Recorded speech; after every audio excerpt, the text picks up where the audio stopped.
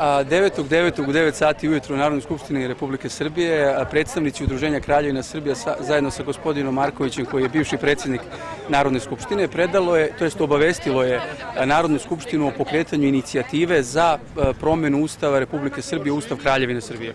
To je proces koji će dugo trajati i tom procesu potrebna je podrška u vidu potpisa građana.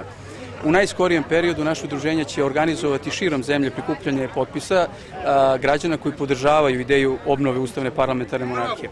Nadamo se da će odziv biti dobar. Dugo godina ovo pitanje nije bilo glavno pitanje. Svake godine se govorilo kako to nije najbitnije pitanje. Odlučili smo da sami to uradimo i da pokrenemo, jer očekujući da neko to drugi uradi, mislim da ne bi dočekali u skorijem periodu. Koliko je potrebno potpisa i vjerovatno osluškujete šta se priča u narodu, da li postoji takvo interesovanje? Da, zakonski je potrebno 150.000 potpisa da bi naš predlog ušao u skupštinsku proceduru. Ali mi ćemo se potruditi da bude više potpisa.